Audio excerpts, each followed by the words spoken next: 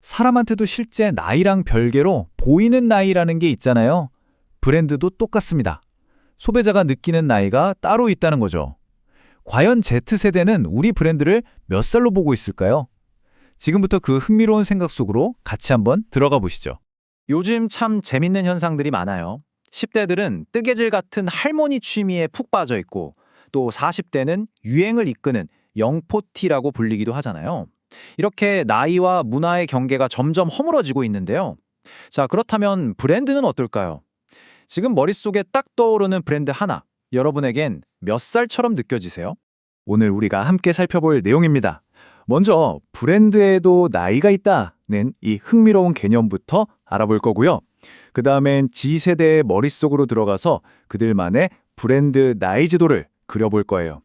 그리고 나서는 F&B, 뷰티, 디지털 세상으로 가서 구체적인 사례들을 생생하게 살펴볼 겁니다.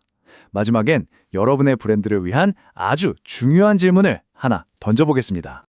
자, 그럼 본격적으로 Z세대의 생각 속으로 한번 들어가 볼까요? 이번 분석은 그냥 상상이 아니고요.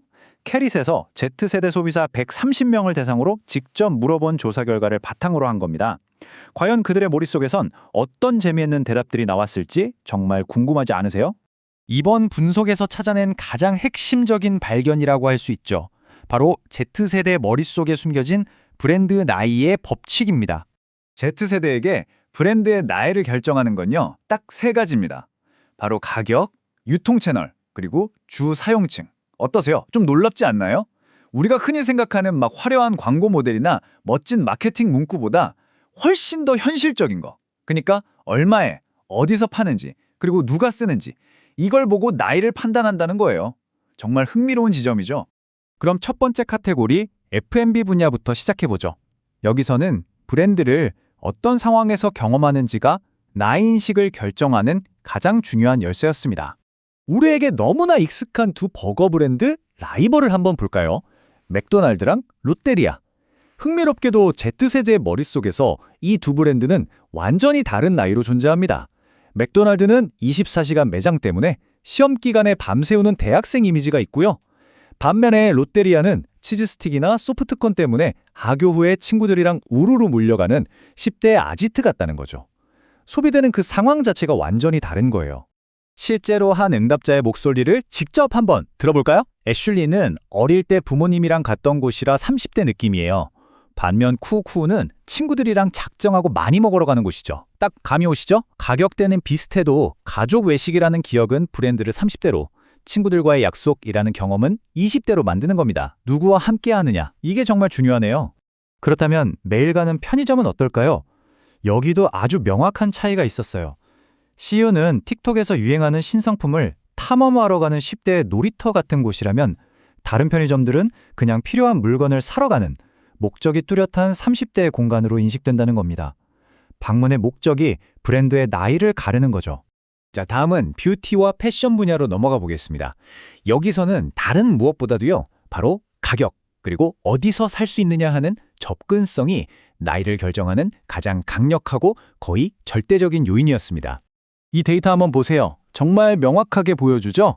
뷰티 브랜드가 10대의 이미지로 보이게 하는 요소를 물었더니 보시는 것처럼 가격이 무려 57.1%로 압도적인 1위였습니다.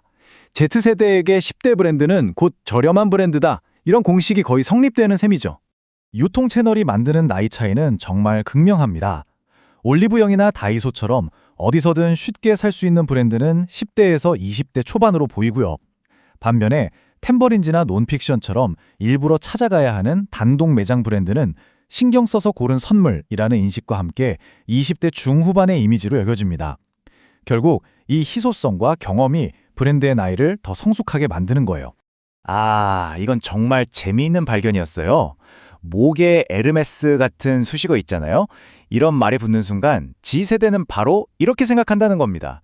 아, 저건 내 거 아니네. 비싸고 어른들이 쓰는 거구나. 룰루레몬이 운동복계 에르메스로 불리면서 상대적으로 잭시믹스보다 더 나이든 이미지로 인식되는 것처럼 말이죠. 그리고 여기서 정말 의외의 역전 현상이 나타납니다. 바로 고프코어라는 패션 트렌드 덕분인데요. 요즘에는 등산복이 헬스복보다 어리다는 거예요.